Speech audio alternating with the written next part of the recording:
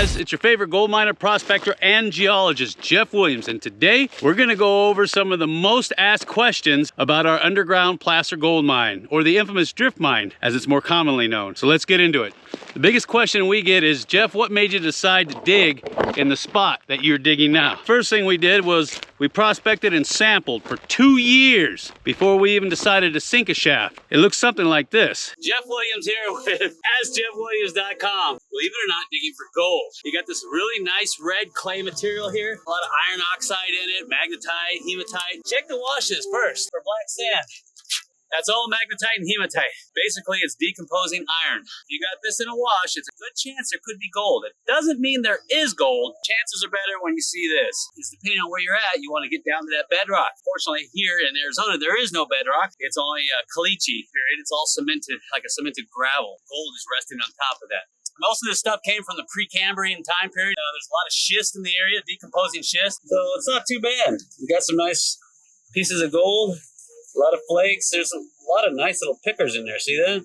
In those 2 years of sampling, we found multiple Chinese shafts in the area, or coyote holes as they're known. We went ahead and we explored them and sampled them, and that looks like this. That is a drift mine. See it? It's cutting the caliche. Look at that bunker. Ooh, that looks spooky down there.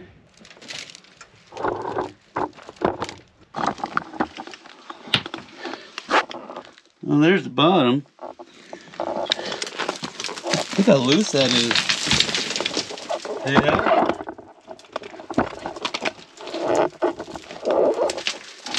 Yeah. I was expecting something deeper. See that snake skin in there? That means there's a rattlesnake around here somewhere. I'm not liking that too much. I definitely don't like these lips. Alright. I don't like all this loose material either. Let's see what's on down there. Oh yeah, look at that little snake right there. See him? I don't know if you can see that snake. Right there. Tarantula too. Oh, lovely. Based off of the information that we found down in those coyote holes, we were confident that we could drop our own shaft and hit the same exact layer. And that's exactly what we did. It looks something like this. Well, I'm gonna map out my shaft right here, and I'm gonna auger down as far as I can, then I'll dig it by hand after that. Of course, the biggest problem I'm gonna have here is what? Big old rocks. In this world, there's two kinds of people. Those with loaded guns, and those who dig. Today, I dig. 16 men on a dead man's chest. I want to show you something because I had a few people ask me this question. See these large rocks down here? I had a few guys ask me, what happens if I'm doing some drift mining in alluvial gravel and I run into one of these guys that's too big? You're going to get yourself a Sea Air blaster. I'll leave a link down below. Just drill the right holes, blast it, and you're good to go. Yeah, what you're going to do is you're going to square up your hole. And to keep in mind that not only does the sets have to fit in there, but the lagging too. I've seen a lot of guys try to dig this and forget about the lagging and they can't get it in. Now, one of the big questions I've been getting lately is, how are you gonna hang your lagging? Right there. In the old days, they used a 1x1 or a 2x2 strip of wood. And then they would just set the lagging on top of it, and then the next one would go underneath. So we're gonna put our lagging on top of that, and then the next set will go underneath that. Make sense? First thing I'm gonna do is put in my end bearing sets. I'm gonna put one here and one here. And then I'm gonna put my wall plates in, and then I'm gonna put my hanging bolts in, and then I'll put the next set in, and I'll hang them in there. So I'll get that together first, start hanging this set so you can see what it looks like. I got my flow sand right here. Then I started getting my conglomerate gravel. And then right down here, that's bedrock. That's schist. That's what schist looks like. It's decomposing schist. You can see that it's traveling at about maybe a 20-degree dip. Got to make sure these guys are level because everything's going to be built off of this. It's going to be our end bearing plate right here. Everything here is going to be sitting on top of that. And then eventually when you go down another 100 feet, you put another one in. All right, let me hurry.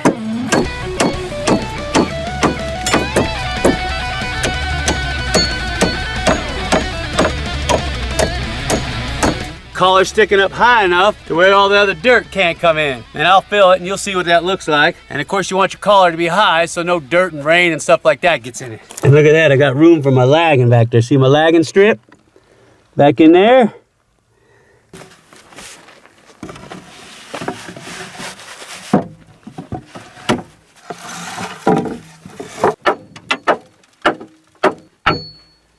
One more set of lagging and I'm done. Ooh, and then we can backfill this mucker and go to town. One little rock. One little stinking rock back there. All right, last one. All I gotta do now is run a nail or two in here if I want to. I'm sure once I backfill all this, it ain't going nowhere. But you can put a nail or two nails. Just remember, you're at the very end of this lagging. You go to drive a nail in there, it might split. So you might want to drill some pilot holes in there first. I know it's not going nowhere once I backfill all this. It's anchored in there on the outside of the lagging. We got our lagging backfilled, see that? Isn't that nice? And we're down, what, maybe about 4.5 feet down. Oh man, I tell you what, I could dig out here all day.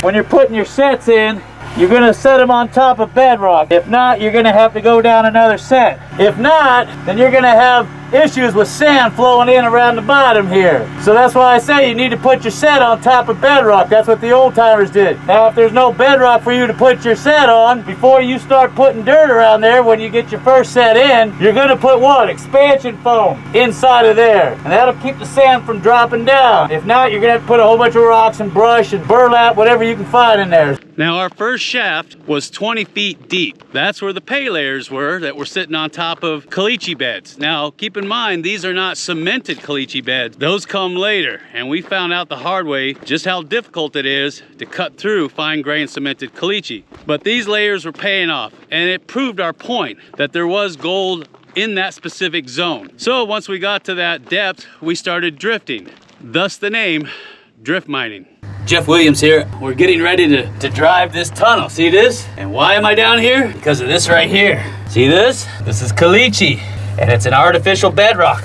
And right over here, I don't know if you can see it, see these gravel zones? They're rested on top. And right here, I've got traces of gold right in this zone. I'm working this face right here. It don't look like much, but I'm gonna start driving a drift, and I'm gonna drift along this bedrock and get the gold out because there's nice color in there. There's not a lot, but there's a little bit on top of this caliche. And then in the process, I'm gonna show you something most people don't talk about, and that's how to properly shore up your drifts. Right now I'm working in what a conglomerate with caliche. Very important when you go to shore that up, how you shore it up. I'm gonna explain it in great detail, the better way to do it. Now keep in mind, this was back in 2016, and we initially started in 2014. And now we were finally pulling up pay dirt off of the top of these caliche beds as we were drifting along the top of them. And the drift mine was born.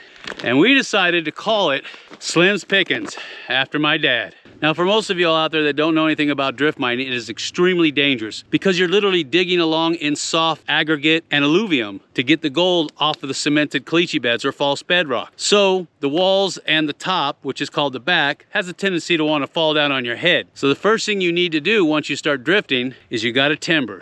And it looks something like this. We're gonna be lagging a set together today. The spread should not be more than 5 feet. When you're working in really soft ground like clays and muds and sands and things like that, you might wanna just make each set about 2.5 feet because it'll increase the strength of this lagging. If you're gonna be tunneling in something really soft, there's a technique that you use for that, and it's called using a boom. A boom basically is integrated into braces. As it slides out, creates a level of protection, keep the back from sloughing off on top of you. I would use one of those if you're working in sand, soft dirt. I'm gonna have a timber here, and I'm gonna have a timber here. If you're in sand or clay, you're gonna need one of these, a foot plate or a base plate. This creates a nice base for your post to sit on. You gotta make sure that you carve out enough room for the new set and the lagging that goes with it to fit. Nothing smaller than a 4x6 down in these drifts. 6x6 is great, 8x8's even better, but that's usually getting up into your hard rock stuff. So you're gonna use some lashing to hold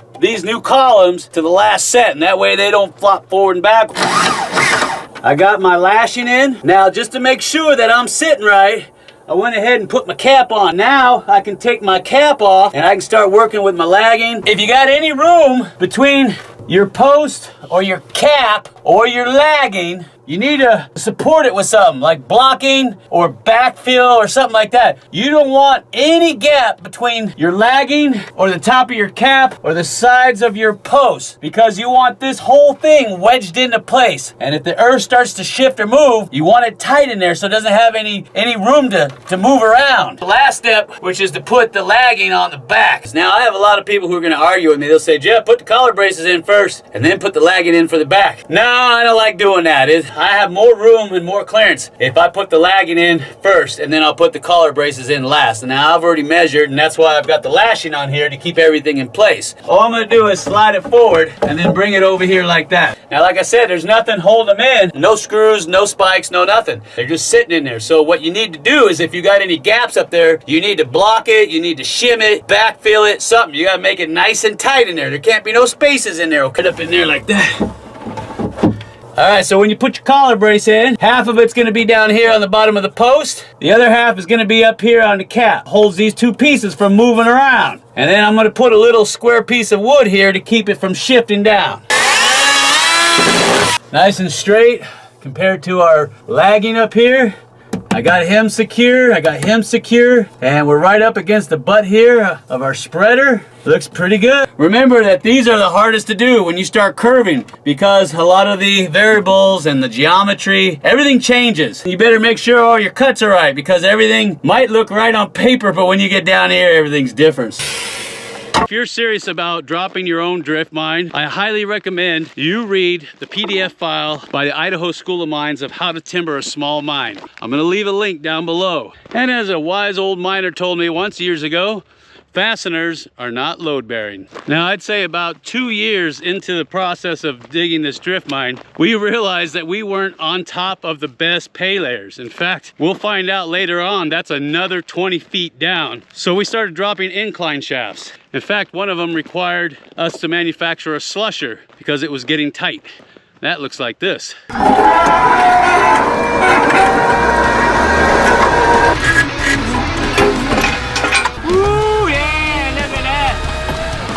That makes my job so much easier. Woo, yeah, look at that.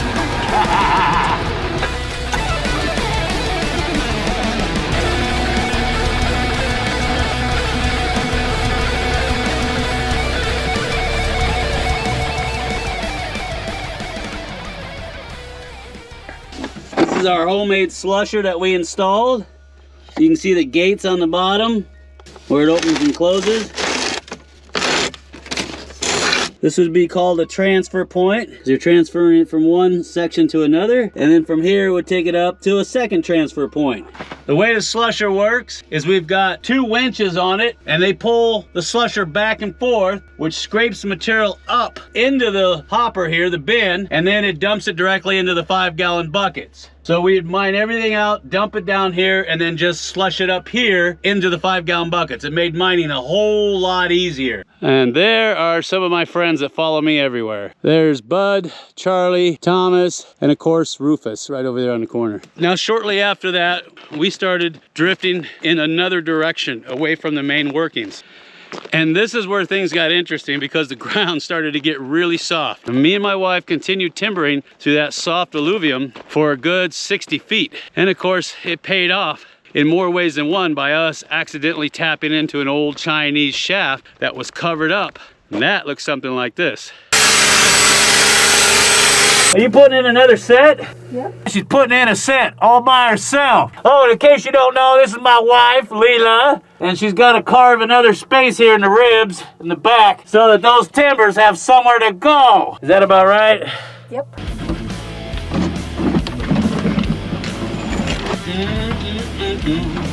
And of course, this is where we punch through in the old Chinese workings. All right, you guys have seen this. There's the drift on the bottom. And that's on an old river channel because the rock, the caliche, is actually rounded and smooth. Look how smooth that caliche is. It's all rounded. and you can see this red band right here that's sitting on top of this, and that's where we're finding the gold. See that nice red zone? We found a couple nuggets down in there. It's super dark. Look at that vent pipe,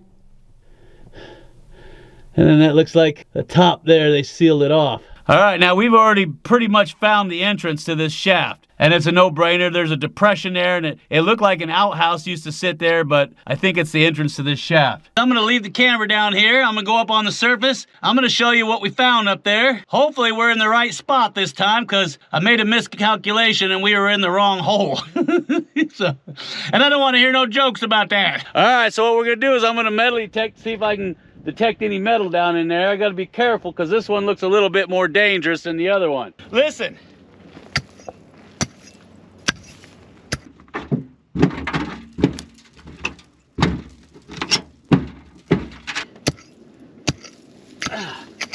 Yeah, that's really soft.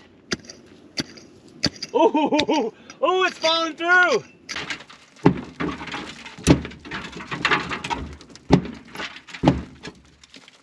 Finally broke on through to the other side. Did I tell you mine'd make a crazy man out of you? Now I know you're thinking, Jeff, that's all fine and dandy. What are you gonna do? Haul it up 1 5-gallon bucket at a time? We're going full size on this monker. We're gonna start hoisting it up with a bigger bucket. We're gonna widen this up just a little bit, frame it up, and then use this as our haulage shaft. Open this up, and then we can bring in all of our muck or our gold coming through there, and then just hoist it up. And of course, we'll open this up because I know there's a ton of gold in here. And in fact, some of the biggest nuggets we've ever found have come from that particular level on top of the cemented caliche beds. It's phenomenal gold, gold like we've never seen before. Some of them 3-ounce nuggets. Just amazing. That's at least a 2-ouncer. That's what it's all about right there. Isn't that the nicest piece of gold you ever saw? Look at that, not bad for one day, huh? That's what it's all about right there. We realized that we needed to build an ore cart with track and a skip bucket. Every piece of lumber, every piece of track, everything you see down here has come down that skip bucket down the main shaft.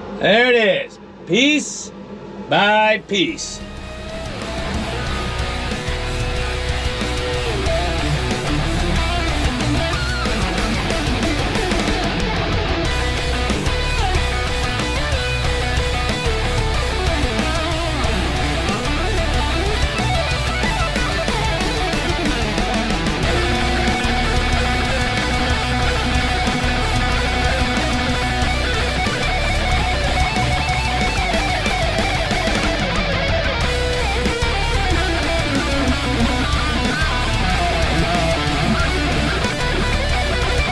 Not only dumps, but it also rotates just like a regular ore cart. And it's got the latch on it too. I can twist it from side to side, and it's so balanced, it just one-handed I can do this. And there's a little dowel right there that goes up into this hole. So when you close it,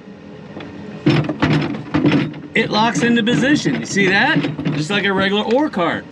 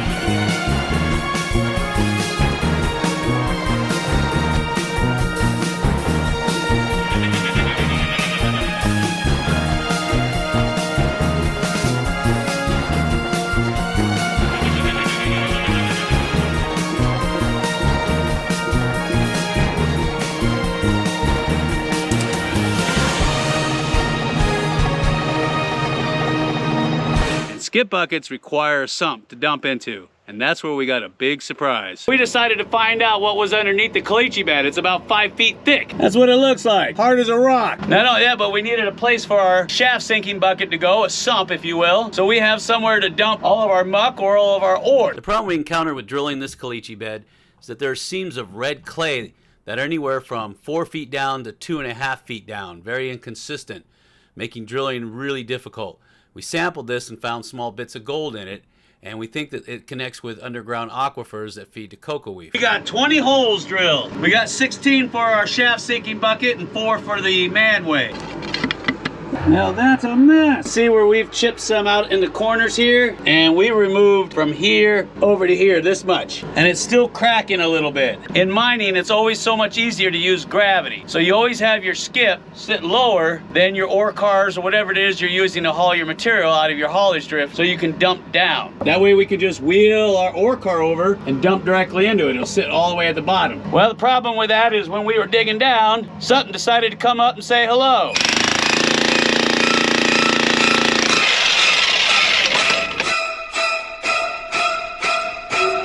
Now, we did as much research as we could on what it could be. We still don't know. The closest thing we found was there's old research papers that indicate that during the time that there was an inland sea here, there was definitely some kind of large worm creature that was living down on the ocean floor, the seabed.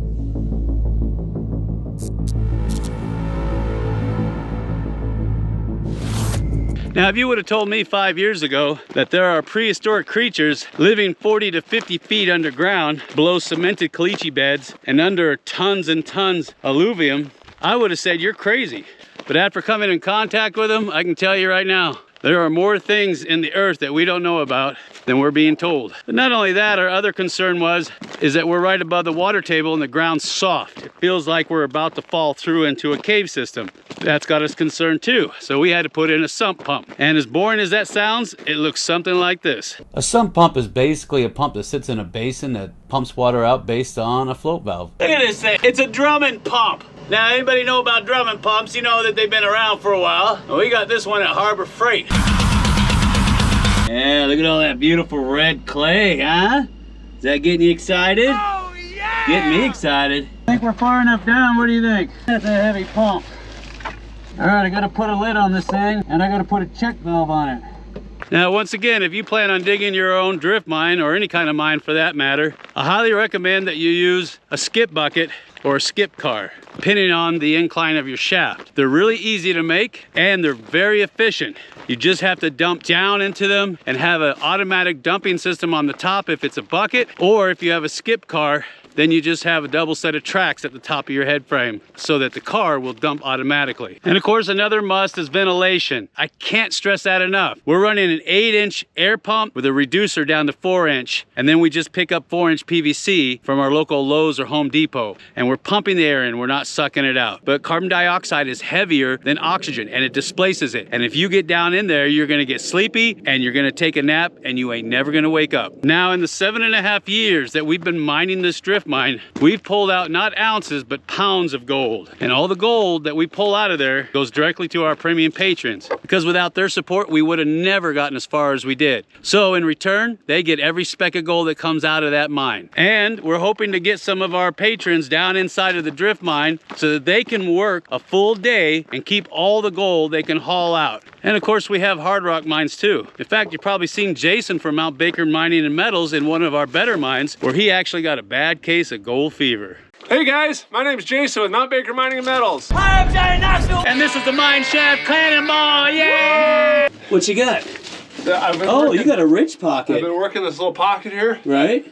And it's gold I have never seen before. You'd get a little vug open up and you'd break it off and it's just quartz crystals and it's gold sticking out, all the quartz crystals. Wow. Little pieces of gold. I've got some specimens I'll show you. Oh yeah, we'll take photos of it at the end. Yeah, but it's just, I've never seen anything like it. It's wow. It's unbelievably rich. It's just this little pocket right here. You find those little tiny hematite vugs. Right. And you'd crack them open with the hammer mill, and I'd start kind of like brushing them, and then I'd move my hand, and there's just a little pile of gold nuggets sitting there. Wow. And you just brush them out. Yeah, they're not really attached to the quartz very well, but holy smokes, I've never seen anything like it.